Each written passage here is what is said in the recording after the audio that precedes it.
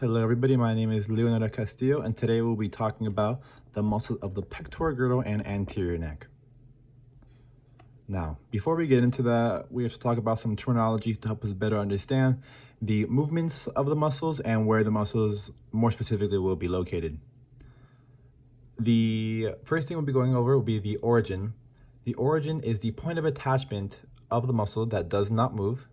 The insertion is the opposite of that, which is the point of attachment that does move. And the action is a contraction of the muscles, bringing the insertion close to the origin.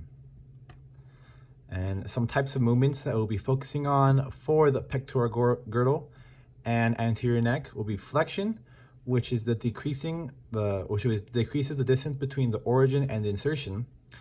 The movement of extension, which is the increasing of the angle between the origin and the insertion. Hyperextension, which is the extension beyond anatomical position. Abduction, lateral movement of the limb away from the midline. Adduction, medial movement of limb towards the midline. And a good way to memorize abduction versus adduction, think of abduction as getting abducted, so it'll be moving away from your body.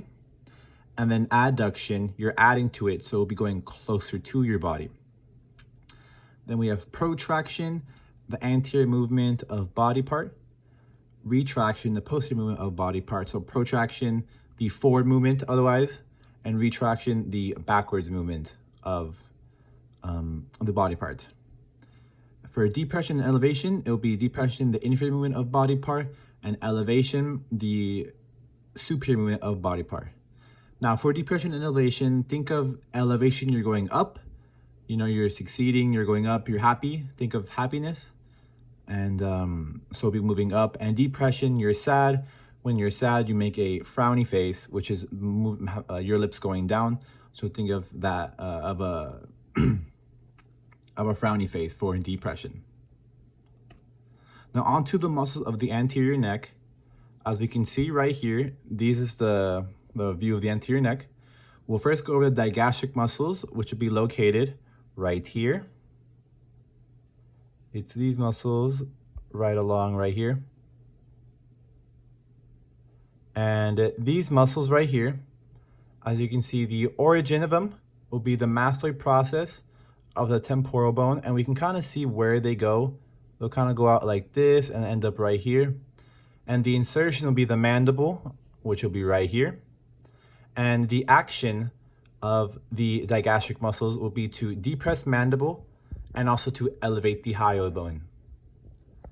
The next muscle we'll be talking about will be the mylohyoid, which will be located, a good way to see it is right here. It's this muscle right here, and I like to more specifically see as the muscle located between the digastric muscles.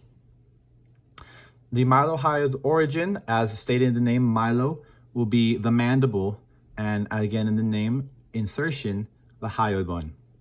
And its action will be to elevate the floor of the mouth. Now for the sternohyoid, again, it's easy to tell where the origin insertion will be. It'll tell you in the order of how we have it laid out. The origin will be the sternum, more specifically the manubrium of the sternum. The insertion will be the hyoid bone, as you can see from sternohyoid, and its action will be to depress hyoid bone. Remember, depressing means to bring down. Again, for the sternocleidomastoid, the origin will be the sternum and clavicle, as we can see here, more specifically, manubrium of sternum and clavicle, and that will be this muscle right here, and this one right here as well. Now, the insertion will be, like I said at the end of the name, mastoid will be the mastoid process of the temporal bone, and its action will be to flex neck and also rotate the neck. Now we're going to go on to the posterior pectoral girdle muscles, otherwise known as your back muscles, or some of your back muscles at least. We'll start off with your trapezius, which will be this long muscle right here, otherwise known, if you go to the gym, as your traps. The origin will be on the thoracic and cervical vertebrae, as well as the occipital bone. And as we can see, the origin will be right here, along the line right here, and then go up to the occipital bone. And then its insertion will be the spine of the scapula and clavicle, which would be somewhere around here. And you can see it kind of going all right there.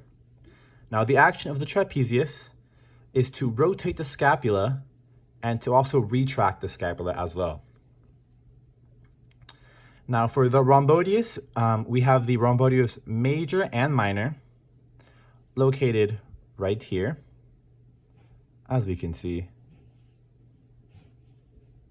And the rhomboideus major will be the lower one right here, and the minor will be up here. So even though it's major and minor, it is not by where the muscle is located. It will be the size of the muscle. Remember, major will be below the minor. Now, the rhomboideus origin will be on the thoracic vertebrae. Again, we can see right here. And the insertion will be on the medial border of the scapula. Again, right, you can see that where it will insert right here. Now, the action of the rhomboideus will be to stabilize scapula and also to retract scapula. And the last muscle for the posterior pectoral girdle muscles will be the latissimus dorsi. Again, otherwise, if you go to the gym, known as your lat, it will be this muscle right here. And as we can see here, the origin will be on the thoracic and lumbar vertebrae, and its insertion will be on the intertubercular groove of the humerus. As you can see, it's kind of going up right there towards the humerus. And its action will be to extend the shoulders.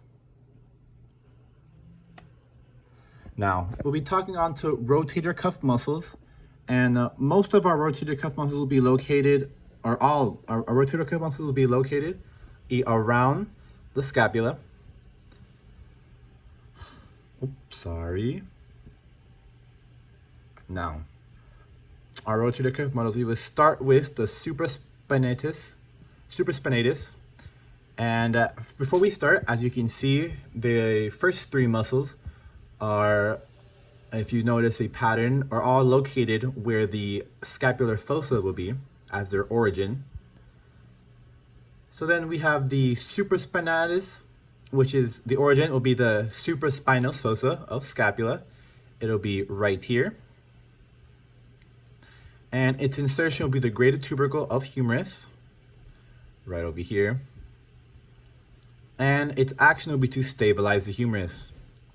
The infraspinatus will be located on the infraspinosus fossa of scapula. And the insertion will be on the greater tubercle of humerus. And its action will also be to stabilize humerus.